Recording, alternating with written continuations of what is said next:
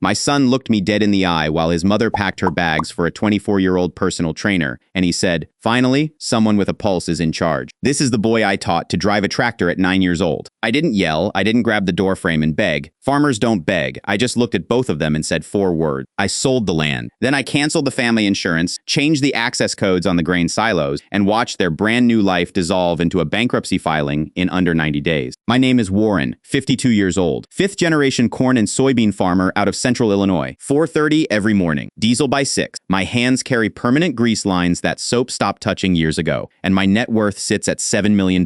Every single dollar of it buried in the dirt under my boots. My wife Sarah and my son Leo could see the dirt just fine. The 7 million part never quite registered. This is how you dismantle an ego. It started with a yoga retreat. I know how that sounds, so stay with me. Sarah came back from 5 days in Sedona talking about energy, about finding her light, about how she had spent 25 years living small. That light had a name, Tyler. Tyler was 24, had never driven a piece of equipment that didn't come with Apple CarPlay, and posted about manifesting abundance while leasing a BMW. I let it go, told myself it was the retreat, that people come back from those things a little altered. That one I let slide. And that's when Leo came home from college for the summer. Leo is 21. I had been building him toward this farm since he could walk the rows with me, had him written into the long-term succession plan at 18, and his inheritance was already drafted and tied to the land valuation. What I got back that summer was a kid who hated the heat, hated the grease, and didn't like the way diesel smell clung to his clothes. He started spending more time on the phone with his mother, started using words like stifle, told me Tyler was the real thing because Tyler talked about passive income, drove a nice car, and kept his hands clean. Loyalty like that ages like milk. And remember that BMW because it becomes a character later. The bomb dropped on a Tuesday. Not a dramatic Tuesday. Not one I saw coming. Just an ordinary Tuesday where I'd been in the North Field since 5:30. Came in at noon for water and found Sarah sitting at the kitchen table like she was presenting a business proposal. She announced she was moving Tyler into the guest house, said it was her right as co-owner of the property. Leo was standing in the doorway. He slow clapped like I was a sitcom villain who'd just been outmaneuvered, then announced that maybe Tyler could show me how to actually live. I want you to sit with that for a second. This is a son cheering actively and out loud for the man dismantling his own father's 25-year marriage in his father's house, on his father's land. I filed that away, went to my office, and stayed there for 3 hours. No drinking, nothing thrown, no phone calls to vent to someone. Farmers solve problems with systems rather than reaction. We don't react to weather, we prepare for it. I called my attorney. What neither of them knew? Here's what Sarah never thought to ask about, and what Leo never thought to look into, because neither of them had ever been curious about how the farm was actually structured. My grandfather was a quiet man, but he was not a simple one. When he deeded the property through the family in the 1970s, he placed it inside an agricultural preservation trust, not a standard joint ownership arrangement. A trust with a lifestyle and conduct clause written specifically to protect the estate from actions that would destabilize, encumber,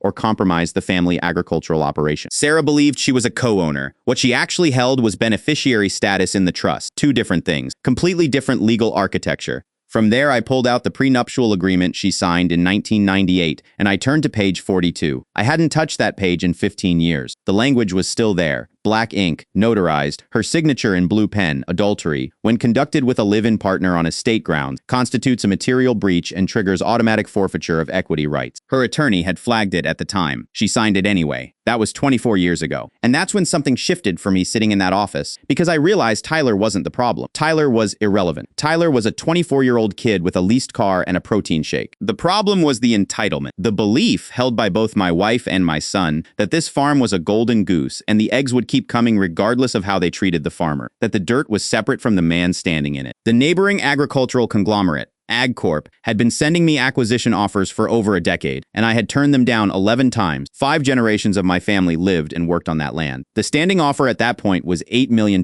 and I had been saying no to it every single year. I picked up the phone and asked if the offer was still on the table. They said yes. I told them to sign the papers that day. The next morning, at 8 a.m., a moving truck rolled up the gravel driveway, and it wasn't there for me. It carried Tyler's things because Sarah had already arranged for him to move into the guest house. She and Leo stood on the front porch with Lattes, watching the movers like they were supervising a renovation on property they owned. When I walked up the steps, both of them stared at me like I was a ghost. Sarah told me not to make things difficult and said Tyler needed the office space for his coaching. I didn't argue. I walked up the steps, handed each of them an envelope, and Leo laughed and asked if it was a chore list. I said the 4 words, "I sold the land." The silence that followed was the loudest thing I have ever heard on that property. Louder than a combine at full throttle. Louder than hail on a tin roof. I let it sit for 3 full seconds. Then I walked them through it point by point. The agricultural trust closed the day before. The house, the guest house, the silos, every outbuilding on these 340 acres now belonged to AgCorp. Leo's trust fund disbursement had been indexed to the land valuation, and with no land, there was no fund. And Tyler's BMW was currently parked on private corporate property and would be towed in approximately 20 minutes. Sarah's expression moved from smug to the color of old concrete. "You can't do that," she said. "It's half mine." I pointed her to page 42 of the document she signed in 1998. Within a week, the energy in their situation shifted. Tyler discovered there was no multi-million-dollar inheritance waiting for him, no liquid assets, no John Deere equipment with a 7-figure resale value, no estate to run coaching clients through. It turned out his feelings for Sarah were actually feelings for the version of Sarah who came attached to 340 acres of paid-off Illinois farmland and a $7 million balance sheet. He was gone by Friday. No goodbye, no finding his light, just a rescheduled moving truck headed somewhere else. 9 days later, Leo called. He told me he had been caught up in the moment, that he didn't really mean what he said, that he had always respected what I built. I listened to the whole thing and then told him the new owners were hiring for the spring season. Entry-level, rock removal in the North Field, $15 an hour, no equipment license required. He hasn't called back. Sarah retained an attorney. That attorney read page 42, and that attorney quietly withdrew. Writing this from a condo in Florida. No diesel, no midnight weather radar, no lying awake calculating what a late frost does to the soy yield. On Tuesday, I had a $50 steak and didn't think once about input costs. For the first time in 30 years, I'm not responsible for the rain. They wanted a life without the old man, and they got exactly that. Every square inch of it. The one thing neither of them ever stopped to calculate was who had been paying for the life they were standing in. Thanks for following along.